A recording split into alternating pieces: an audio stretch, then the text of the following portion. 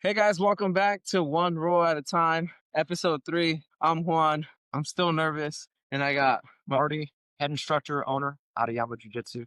Still trying to figure it out too. AKA Professor Marty. We had a solid day today, Yeah. rolling.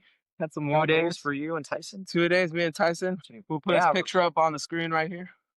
But yeah, for today's episode, we had some good results. So thank you guys. First off, thank you guys. Again, we're aiming for 500 followers, right? We got to give a shout out to your boy. Who's your boy? Daniel. Daniel had a podcast. I like to refer to it as his failed podcast, but he got 500 So he's 500 beating us. followers. Beating us. We got 13 today, right, Rebecca? 13 as of 7 o'clock. We're catching up. Moving. We're catching up. Today we're gonna be talking about white belt journey. And the reason why I wanted to kind of bring this up is that first off, let me fix my posture.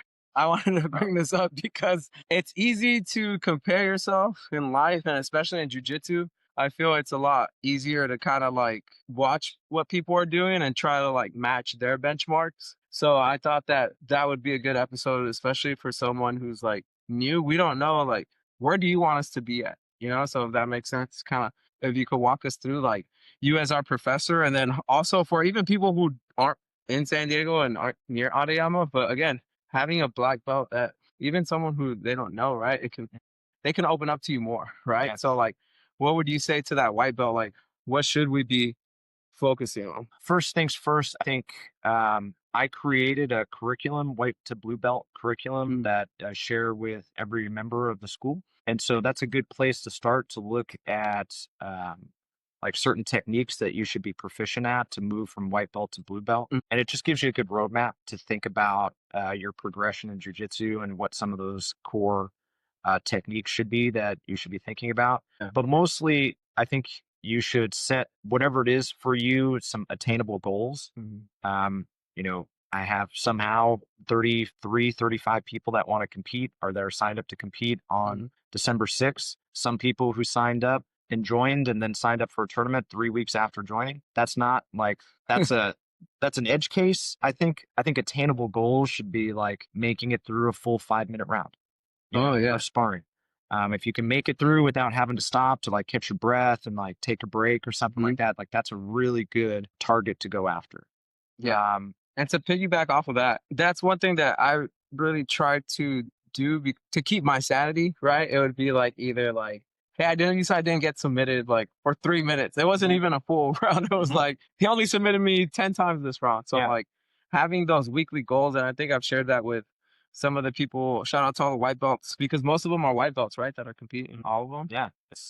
There's a couple of blue belts. There's a couple. But yeah, what I was telling them is like have those weekly goals that you can actually hit and are attainable, because it's not about, and you talked about it today at tonight's class, it's not about winning every second of the round. Like you got to be strategic with when you go and when you stop. One thing that I believe it, me, I'm a big Jocko fan. He said that white belt is the hardest belt. And I believe that even like going through the journey with my wife, just having her start. Yeah. What do you notice with the people who like stay consistent? Like what differentiates them in that white belt stage? I think it's usually the people who experience this and say to themselves, like, wow, I'm really bad at this. And I really don't like being bad at a thing. So I want to like keep coming back to make sure that I get better at it. It's those people that feel challenged by that. And the people who usually wash out are people who are like, well, this is really hard. And it's like, yeah, that's the point. The point is to do something really challenging. So the characteristics of the people that stick it out are the people who really think to themselves, like, I'm not accustomed to being bad at a thing, and I have worked from being not good at something into good at something before, and I know what that path looks like. And they overlay that on jujitsu and like they take that approach to it. Yeah. And yeah, like that, we wanted to kind of give you guys a structure on like goal one, like you said, was showing up, right? Like, and it doesn't have to be 5 days a week, right? Like, what would be a sweet spot that you would say for someone who is starting? It's crazy is we have a lot of like edge cases here too. Like the edge case is more normal here than in a lot of other places. But I think what I tell people is if you're coming 2 days a week, especially as an adult, and you're coming 2 days every week, you're doing a really good job. if you're brand new to jujitsu, that's really good. If you can make it to 3 days, I think that is the like ideal, optimal place to be. Yeah. And I base that off of my own experience. I found that when I was training 4 days a week really hard, that's where I started racking up like injuries and things like that. So I feel that 3 days is really solid. 2 days is like you're winning. So if you can maintain two, Yeah. you've done a good job. Nice. And be intentful with your rolling. Even that when I was just coming, like you said, twice a week, like knowing what you want to work on. Obviously the move of the day. If Yeah. you can hit it, kudos, because that's extra brownie points, right? When you hit the move of the day. But then also knowing like, hey, I want to work, especially for you guys that are competing. And if you don't have, 5 days a week, it's like I'm really working this week on my mountain escapes. I'm working on X, Y, and Z.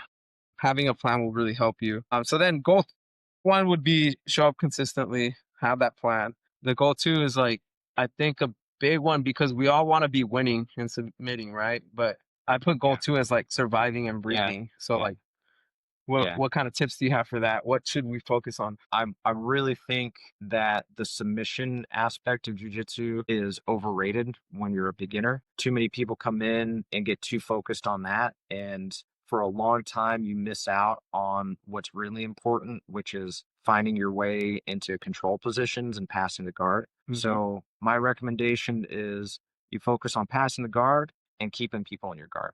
Like, Yeah. those are the two things that you should be focused on as a brand new person to jujitsu. Yeah. Positions before submissions. Yeah. Put that up there. Yeah. Or down here. Either one. And then how do you feel about I might be putting myself on the spot because I tend to ask questions, but like, how do you feel about questions? Like, obviously, in the right environment when you're teaching, Yeah. for all the people who are nervous, maybe of asking. I think there's different types of questions. There's like the question of, hey, what's the extra detail about this? I'm not able to get this. It's not working for me. And then there's the, hey, what if they do this or what if they do that? Or those are the questions that are like I get why you're asking those questions because you want to try to have a map for every scenario, but Mm-hmm. the map for every scenario is by showing up and putting hours in, and you develop that Yeah. book of scenarios rather than trying to talk about 100 different scenarios Mhm. in training. That's just not ideal, and that doesn't help anybody to do that. Yeah. Questions are good when it comes to like, hey, where do I rotate my wrist or how do I Mhm. put my foot on the hip or something like that? Those are the questions. The what ifs questions Gotcha. are the ones that aren't really productive, I think. That's a good rule. If you're gonna ask, hey, what if they do a backflip, right? Yeah. But if it's like he's not tapping, what Yeah. am I doing wrong? Yeah. Right? Yeah, exactly. Nice. We had a funny question tonight where it was like, well, what if he ends up in the mount? And I was like, well, how would they do that? Well, I don't know. They just end up in the mount. And if you don't know how they would end up there, then let's not Yeah. even broach the subject. It's hard enough. I mean, like we've all seen the memes when we're like, break.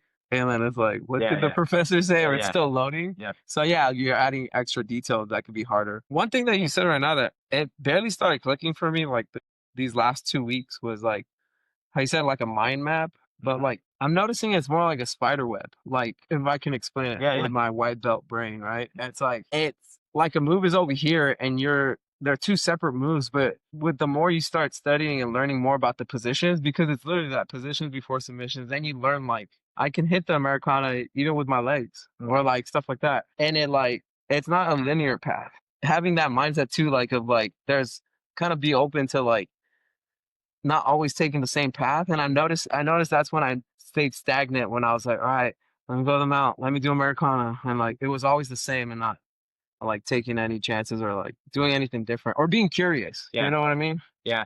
I think the hardest thing for everybody to do is try something new in Yeah. jiu-jitsu because that's where you expose yourself. Yeah. You don't know how to do it as tightly or as crisp. So you're rolling with Tyson and he takes advantage of that. And suddenly his knee is on your chest and, like, what are you going to do? Yeah. But you have to do that. Like, you have to go into the places where you're most uncomfortable. You're going to be guilty of that from white belt all the way to black belt. You're going to find games, you're going to find things that you really like to do that are super effective, and you're going to like to stick with that because winning feels good. But you will do the most for your game by going into areas that you're uncomfortable. Yes, sir. Yeah. And we're taking a little more time with this podcast. I know we were like kind of hitting like the 10-minute mark on the other ones, but it's because honestly, I think it's where we can lose a lot of people. It's frustrating. when you're facing Tyson and his Mount Rushmore of submissions Shoulder and pressure. pressures. But that's where one thing that really helped me was having that mindset, like to focus on defenses and escapes. You might even see me. I think a lot of people are shocked when I tell everyone to mount me right from the beginning of the Yeah. rolls because I know that's where it's like the most uncomfortable. And I feel like if I can make the most uncomfortable place my home, then I'm not like stressing when I get there. Yeah. I like that.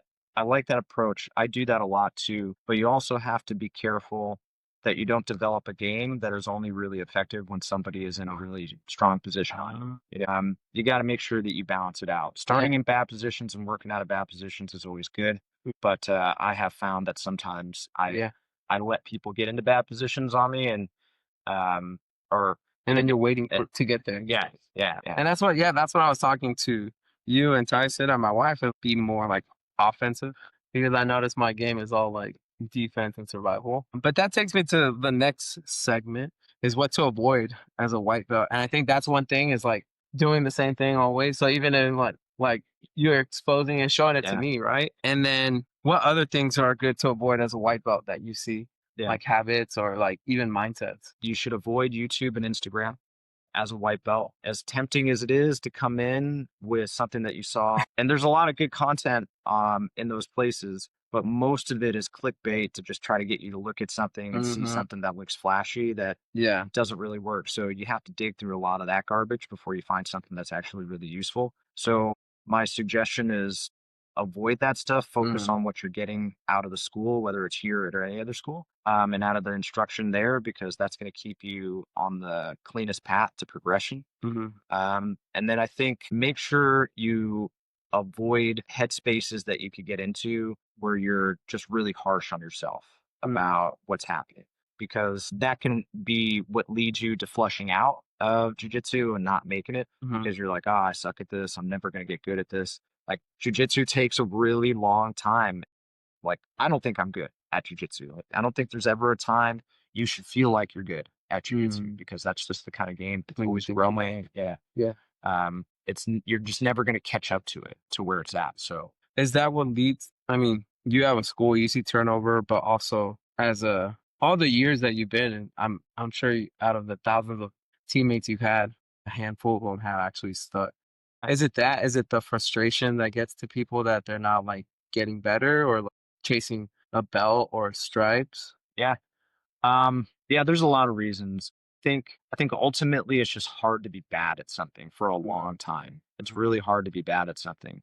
And when you're bad at something for a long time and you have something else that comes up like weddings, kids, stuff like that, it's easy to start letting those things become like grab more of your time, and you're not willing to have that mental like fight with yourself to make sure that jujitsu gets prioritized because you're like, I suck anyways. And like it's such a high and long mountain to climb that I can get more instant gratification from these other areas. So people tend to do that. One thing that's really cool, I have a friend of mine that I started with 15 years ago. We were both white belts together, and he was in the Marines, and then he ended up moving back east and being in the Marine Corps for a long time.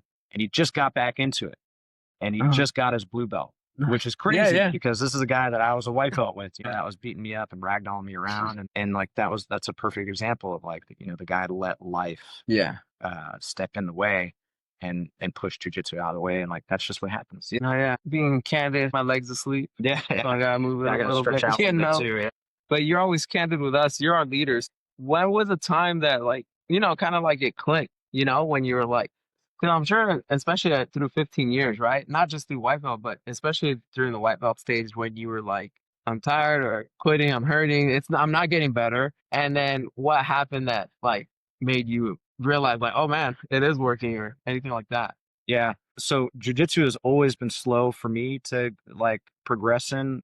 I'm not flexible. I'm not tall. I don't have like the natural attributes that lend to somebody who's being really good at jujitsu. So it's been a long, hard slog for me. My first submission took me 6 months to get. It was a triangle choke. And it's like getting those little wins like that. Yeah. You have those little moments, those epiphanies, and you got to really hold on to those. But yeah, I've had many, many times. Like Yeah. I took a 2.5 year break from jujitsu when we moved from Rancho Bernardo out to Santee because it was so hard to switch schools. So you leave the people that you've been training with for a long time, and then you transfer to a new school.